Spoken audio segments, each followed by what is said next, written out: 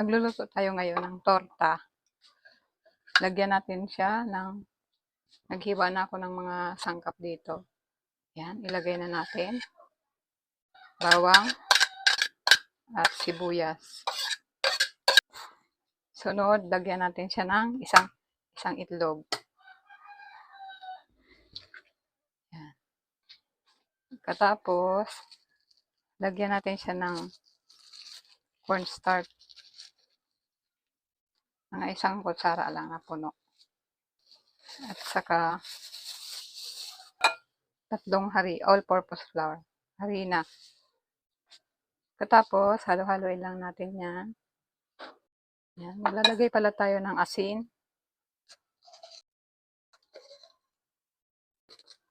At saka paminta.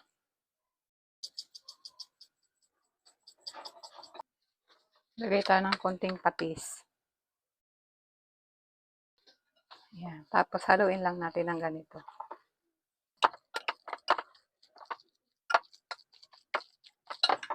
Yan. Halong-halo na siya mga kamami. Ganyan na itsura niya. Oh.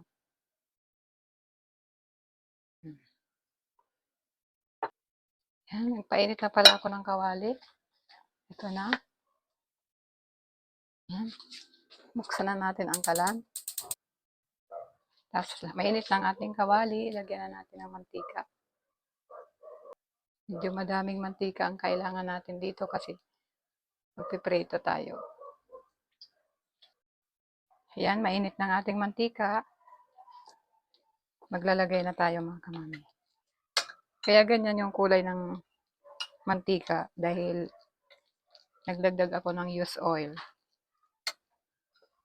Lagay na tayo mga kamami. Flat-flat lang natin na ganyan para medyo manipis lang.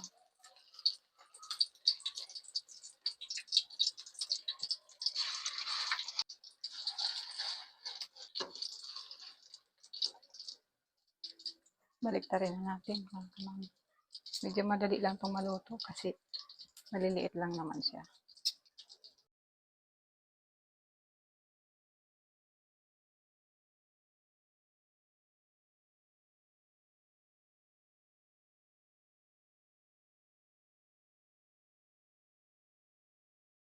Mga kamami ang ating finished product. Maglagay na tayo ng sausawan. Yan. Nalagay na tayo ng sausawan. Masarap dito suka na may sili. Ito na mga kamami ang aking finished product. Torta. Yan. Sarap to sausawan. Suka na may sili. Ayan. Kung nagustuhan niyo po ang aking video, comment, like, and share ng aking video para updated po kayo sa susunod kong mga video. Kaya pala ako mga kamami naglagay ng cornstarch kanina para malutong ang ating torta. Yan.